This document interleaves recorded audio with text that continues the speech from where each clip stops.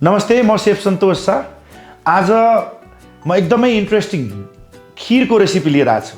खिर पनि मखानाको, चामलको खिर होइन। हामीले सधैँ चामलको खिर बनाएको छौँ र चामलको खिर खाएको छौँ, तर आज मखानाको खिर यो तराईमा एकदमै प्रचलित, एकदमै शुभ काममा, पूजामा र यसलाई दालहरूमा, यसको तरकारीहरूमा पनि राखेर खाने गरिन्छ।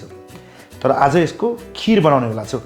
खिरको लागि हामीलाई थोरै एकदमै छिटो, एकदमै नाइस रेसिपिज र यो एकदमै मिठो र क्रिमी खिर हुन्छ। सो खिरको लागि हामी प्योर गाईको घिउ या भैँसीको घिउ है। सो हामीले घिउ लिने, मजाले यसलाई तताउने। सो घिउ तातिसकेको छ। अब हामी यसमा मखना राख्छौँ।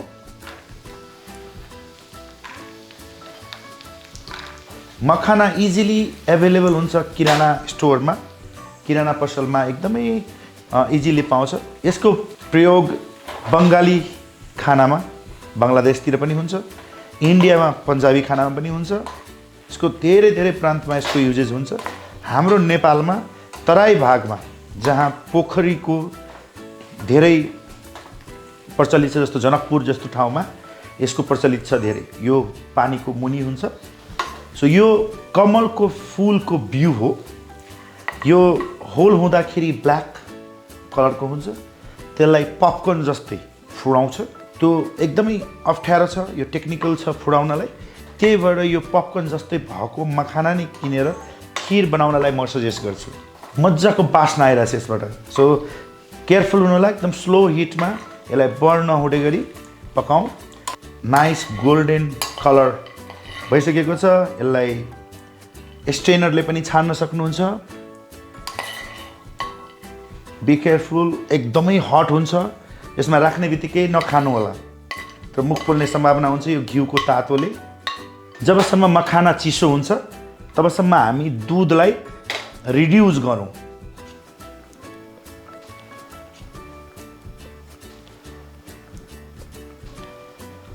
सो जबसम्म मिल्क रिड्युस हुन्छ, अलिकति एटलिस्ट हाफ जति रिड्युस भएपछि मखाना अलरेडी फ्राई भइसकेको छ घिउमा र क्रन्ची छ। यसो यसलाई पाक्नलाई धेरै टाइम लाग्दैन। त्यही भएर रिड्युस गरेर राख्यो भने एकैछिनमा रेडी हुन्छ। मखानालाई तपाईँले नाइफ लिएर पनि इभेन साइज काट्न सक्नुहुन्छ, या हमाम जस्तामा राखेर, पेस्टल मोर्टरमा राखेर पनि मजाले कुटेर यसमा राखिदियो भने त्यो पनि हुन्छ। अब मखानालाई हामीले यसमा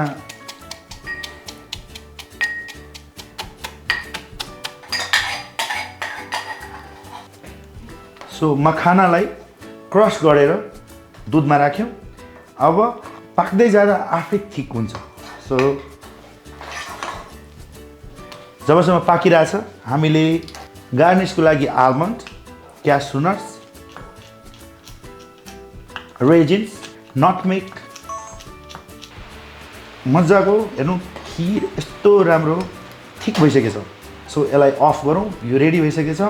अलिकति यसमा हामी सुगर हालौँ।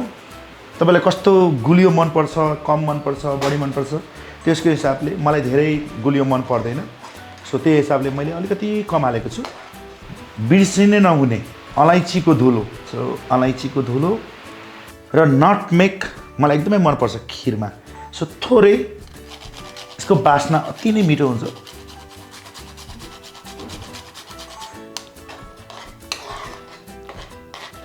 सो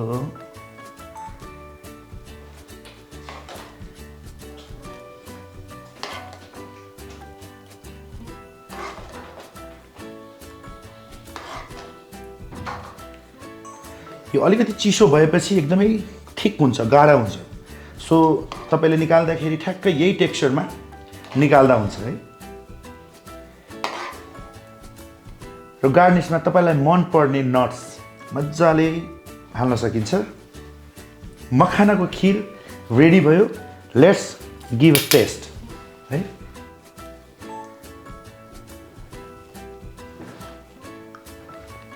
फ्यान्टास्टिक, अति मिठो। रेसिपी सिम्पल, छिटो र नाइस मखानाको खिर अलैँची हालेको। अर्को रेसिपीको लागि हाम्रो पेज वा अलैँची हेर्नुहोला र अर्को रेसिपी एकदमै इन्ट्रेस्टिङ लिएर आउँदैछु। Thank you very much, see you.